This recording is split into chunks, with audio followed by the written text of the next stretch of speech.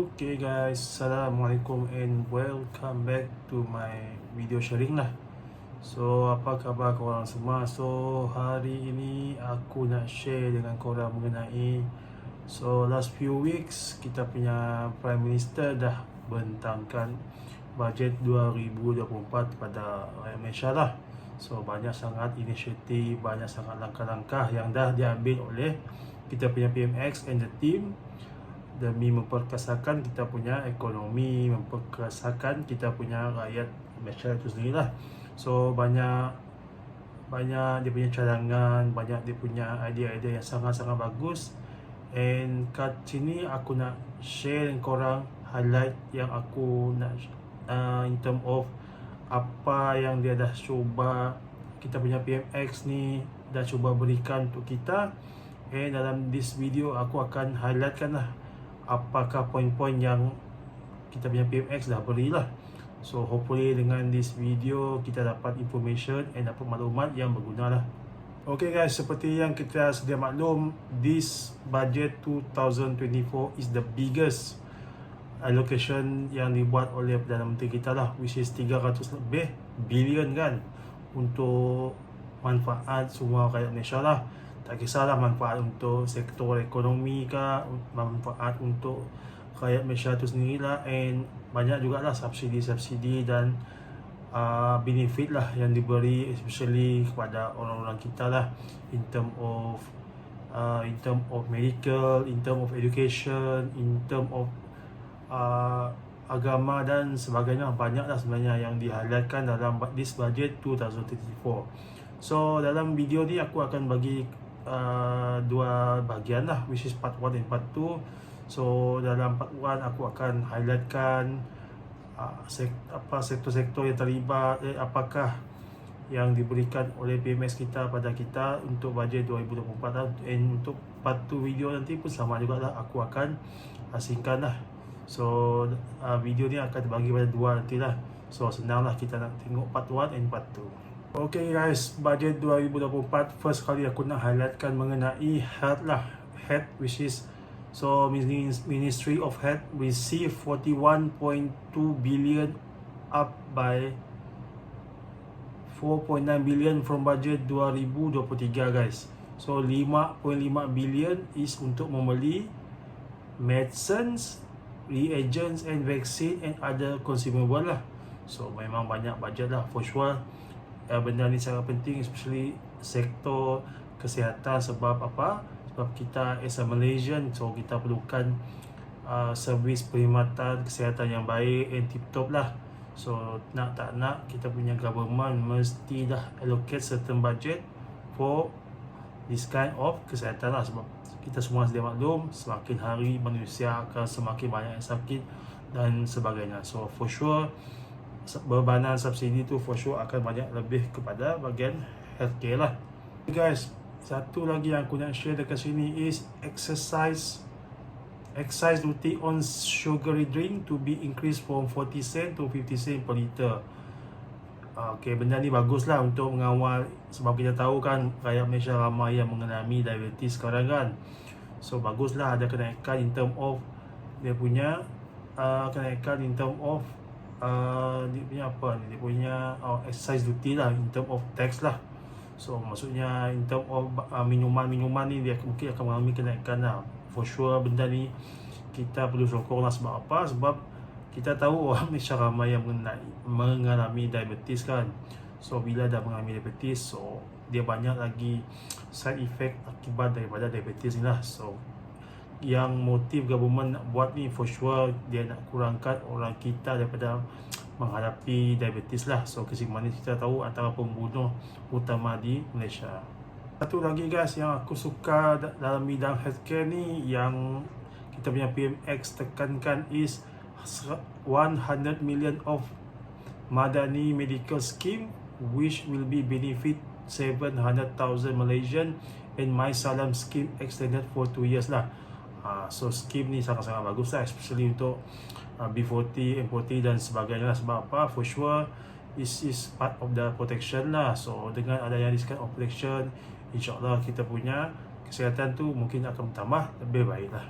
Okay guys, satu lagi yang aku nak share dalam bidang healthcare ni, seperti yang dihighlightkan oleh bajet 2024 is 130 juta for agenda Nasional Malaysia Sihat, including for health check, screening for newborn and vaccination for pregnant women. So benda ni berita baiklah untuk for those women and for those yang newborn, yang baru lahir tu dan sebagainya. At least benda ni dapat mengurangkan beban rakyat lah, especially yang B40 tu dalam menghadapi hari-hari yang datang. Kita semua sedia maklum bahawa cost of living semakin meningkat dan akan keep on meningkat day by day. So dengan adanya bantuan yang diberikan oleh government, insyaAllah sekadar bebanan kewangan tadi dapat dikurangkan, especially untuk yang golongan B40. Okay guys, the next one, the last one untuk bidang healthcare yang aku nak share dekat sini is 300 juta diperuntukkan untuk memperbaiki 400 all clinics with wooden structure and all wiring nationwide. So seperti yang kita tahu, banyak klinik-klinik dan hospital di seluruh Malaysia banyak yang tengah mengalami usang lah, which is dah lama lah, old school kan. So for sure bila dah tua, so for sure akan perlukan maintenance dan sebagainya. So dengan this kind of budget sangat bagus lah. Benda ni kita orang Malaysia mesti sangat-sangat sokong lah. Sebab apa? Dengan adanya sistem yang up to date, sistem yang dah di-maintain, insyaAllah performance of the healthcare system dekat Malaysia akan bertambah baik. Okay guys, the next sektor yang aku nak share dengan korang yang diberikan budget yang agak banyak juga, which is bahagian religious affair lah.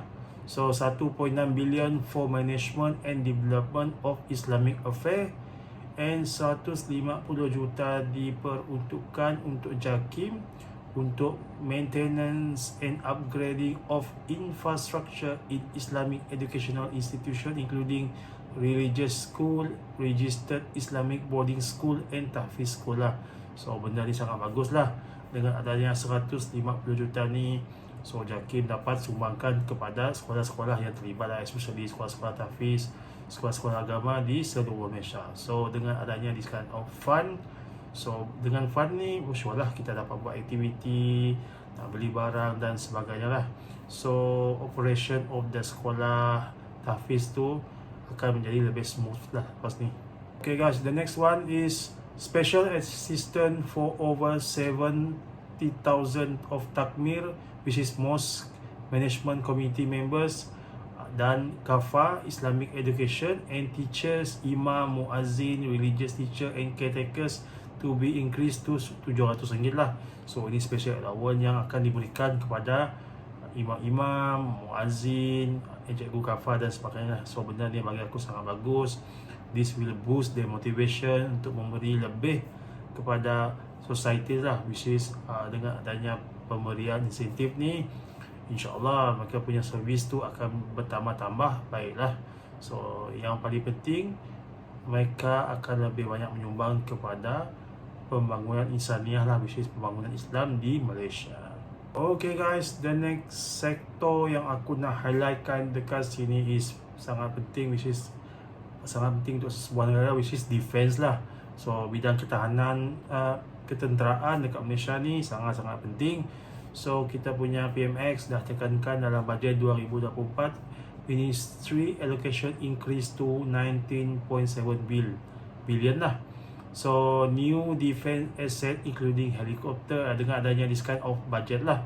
So dapat beli helikopter, armored infantry vehicle, support vehicle to be purchased among others, and repair work on 2 submarines and continuing the acquisition of 3 littoral mission ship and the construction of 7 border security posts, including Malikin and Pak Daleh in Sarawak and Sungai Desa Aji Kuning in Pulau Sebatik Sabah. So benda ni sangat penting guys. So bila kita punya sistem ketenteraan, kita punya defense system bagus, insyaAllah kita punya security of our negara ni akan menjadi lebih baik. So mesti yang penting dia punya tempias. So ia akan membawa keyakinan untuk para pelancong lah. So ramai para pelancong, para pelabur berminat untuk melabur dan melancong di Malaysia lah. So benda ni sangat-sangat memberi impak yang positif kepada ekonomi negara kita. Okay guys, next sektor yang aku nak highlightkan dekat sini is sektor works lah, which is yang berkaitan dengan JKR lah. So government dah peruntukkan budget sebanyak 2.8 billion to repair on roads and bridges, which is 300 million for G1 to G4 contractor. And the next one is 100 juta diperuntukkan untuk mengupgrade lah, untuk perbaiki street lamp across the country. So penting benda ni, especially untuk for those kita yang dah nak driving malam hari, nak drive for the long distance dan sebagainya. So dengan adanya kemudahan lampu jalan ni sangat bagus lah. So in term of safety, pasti kita punya safety menjadi lebih baik lah. So the next one is 50 million to repair accident prone areas, including installing smart traffic light to reduce congestion. So baguslah benda ni. Dia akan buat satu something lah in term of yang boleh meningkatkan keselamatan lah, especially tempat-tempat yang banyak berlaku kemalangan, and especially tempat-tempat yang berlaku banyak kesesakan lah. So benda ni sangat sesuai untuk kita semua and memudahkan tugasan seharian kita, especially kalau kita banyak berada di atas jalan raya lah. Okay guys, the next sektor yang aku nak highlightkan dekat sini is dalam bidang in term of membantras scam lah. So scam awareness. So kita punya government memperuntukkan 20 juta for the National Scam Response Center. So this is for untuk membantras lah. Seperti yang kita sedia maklum, dekat luar sana tu banyak sangat scam-scam yang tengah berleluasa lah. Ramai sangat orang-orang Malaysia yang dah trap in term of this kind of scam lah. Tak kisahlah scam phone ke, love scam ke, investment scam, macam-macam scam sekarang lah, loan scam dan sebagainya lah. So dengan adanya this kind of budget sangat bagus lah. So benda ni akan dapat memantapkan sistem operasi untuk kita punya National Scam Response Center. An additional of 10 million to be allocated under kumpulan wang amanah rakyat Malaysia luar negeri to help Malaysian who fall victim to employment fraud, syndicate and other cases overseas lah. So benda ni kadang-kadang berlaku kan, kadang-kadang ada yang buat offer kerja dekat overseas and for sure memberikan gaji yang konon besar lah, tapi most of them banyak yang trap dalam scam lah. So dengan adanya this kind of budget, so ia akan mempermudahkan urusan for those yang dah stuck dekat overseas tu lah. And satu lagi, 60 juta diperuntukkan untuk develop framework of 5G cyber security testing and local expertise in 5G technology to enhance preparedness against cyber threats. Benda ni sangat penting guys. Cyber security ni sangat-sangat penting. Sebab apa? Kita tahu sekarang nowadays semua kita buat barang through online kan. Payment online, bill online, duit transfer online, duit gaji masuk online, transfer ke shopping dan sebagainya, semua is through online sekarang. So kita punya government nampaklah dia punya kesungguhan untuk memperbaiki kita punya cyber security lah. So dengan adanya cyber security yang tough, dengan adanya cyber security yang kuat, so benda ni akan memberikan sedikit keyakinan lah, especially untuk para pengguna, which is kita sendirilah. So macam mana kita nak gunakan nanti dan sebagainya lah. So thank you government untuk this kind of service. Okay guys, the next sektor yang aku nak highlightkan dekat sini is natural disaster preparation. So dalam this budget 2024, government dah peruntukkan 300 juta for Natural Disaster Management Agency, which is NADMA, including 100 juta to be channel for flood mitigation. So seperti yang kita sudah maklum, setiap tahun pasti dekat Malaysia ni for sure kita ada dua season saja kan, season panas dan season hujan. So for sure bila season hujan tu berlaku, selalulah kita dengar isu banjir dan sebagainya lah. So dengan this kind of budget, insyaAllah dia akan di-channelkan, disalurkan kepada NADMA tadi, and benda ni baguslah, especially untuk bantuan raya-raya bantuan orang untuk orang Malaysia sendiri lah, untuk berbudget dan sebagainya lah. So dengan this kind of budget, bagi aku benda ni akan mempermudahkan tugasan lah. Tugasan tak kisahlah in term of penguatkuasaan and untuk kebaikan orang ramai juga. Okay guys, satu lagi peruntukan yang diberikan untuk kita punya natural disaster preparation is 563 juta for nationwide slope repair, monitoring, prevention and reporting programs and early warning system for over 2,000 high risk slope. So benda ni untuk mitigation lah, for prevention in term of slope, tempat-tempat yang lereng-lereng bukit dan sebagainya. So jalan-jalan yang mempunyai risk yang agak tinggi. So dengan 563 juta ni, so kementerian especially yang untuk JKR dan sebagainya lah, benda ni bagus untuk maintenance dan sebagainya lah. So benda ni for sure untuk mengelakkan sebarang tragedi daripada berlaku. Okay guys, at the same time government kita peruntukkan 1.8 billion for 33 high priority flood mitigation project including for Sungai Pahang, Sungai Langat Phase 2 and Sungai Likas. So dengan this kind of budget, this kind of fund, so benda ni akan digunakan untuk tempat-tempat yang berisiko tinggi untuk berlakunya banjir lah.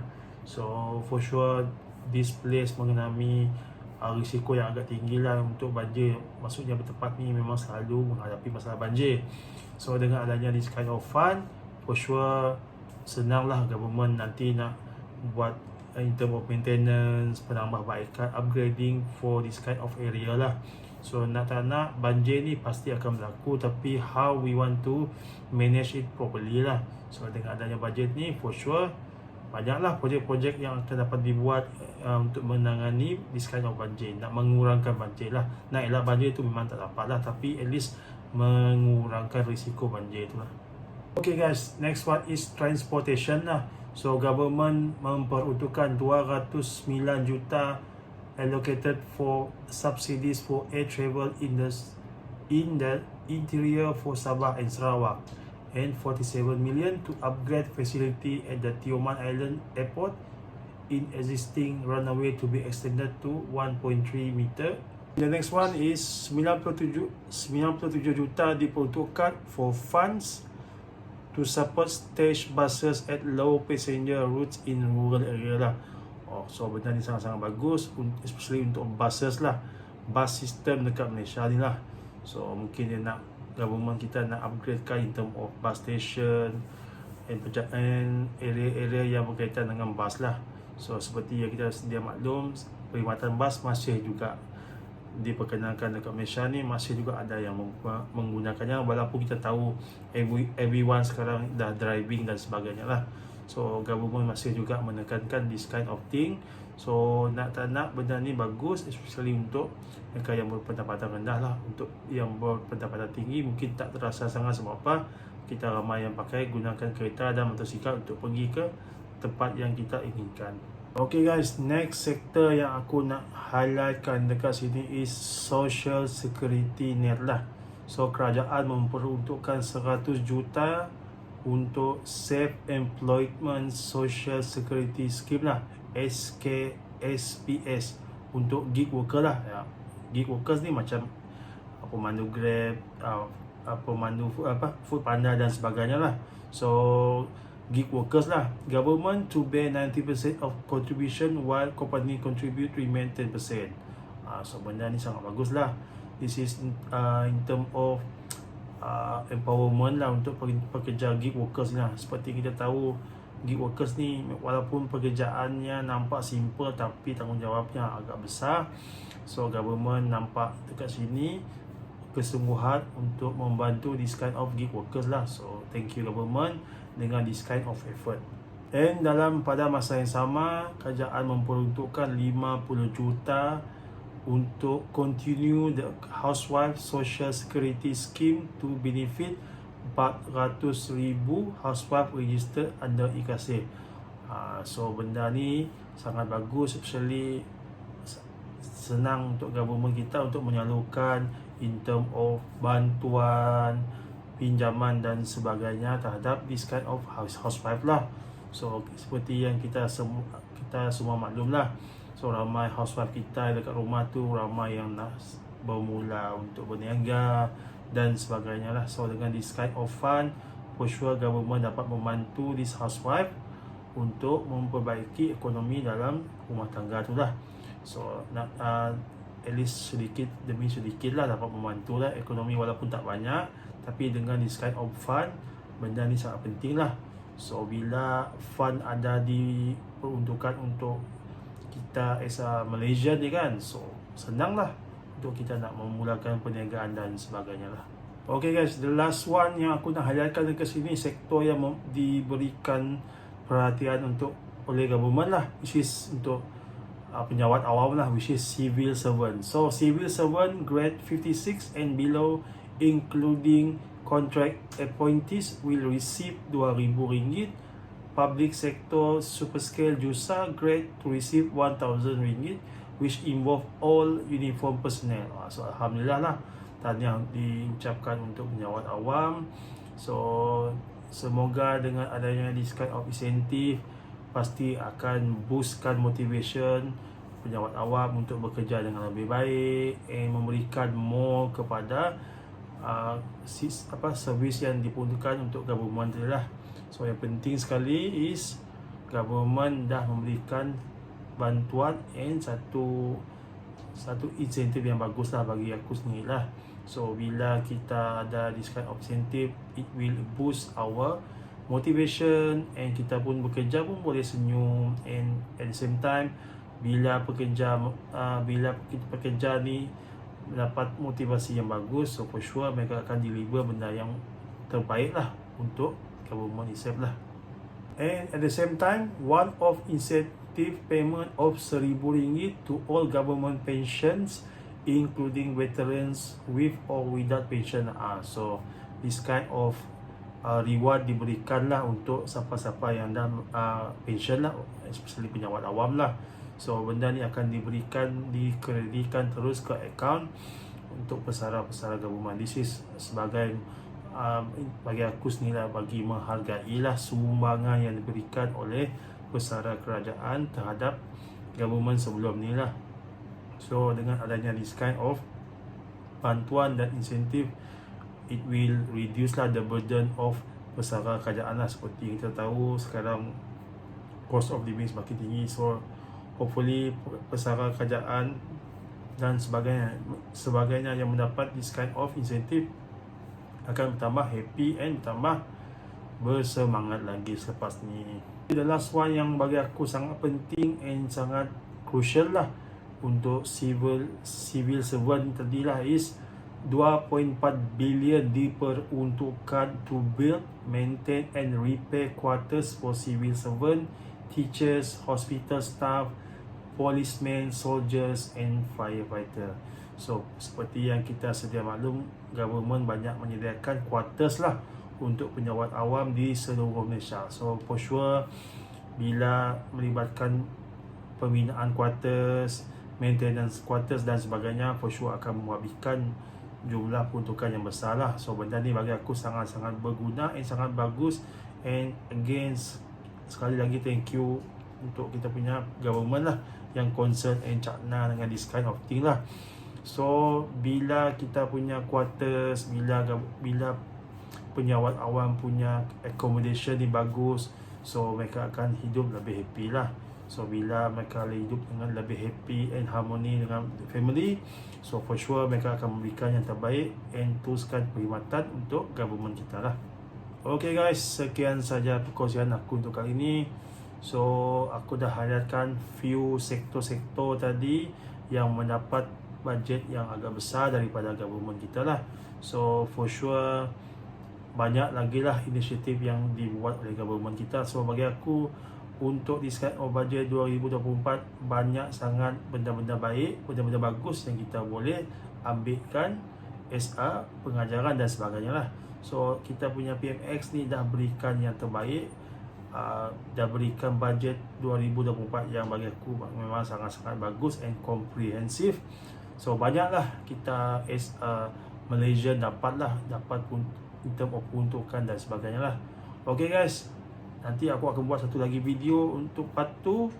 So dalam part 2 nanti aku akan share lagi lah which sektor yang diberikan budget yang lebih dan sebagainya lah. Okay guys, thank you saja untuk kali ini. Thank you so much untuk korang yang dah spend masa, luangkan masa untuk mendengar aku punya video ni lah.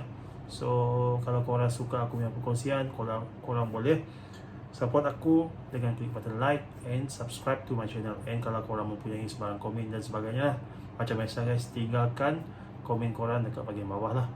Okay, sehingga berjumpa lagi dalam next sharing. Thank you so much and bye bye. Assalamualaikum.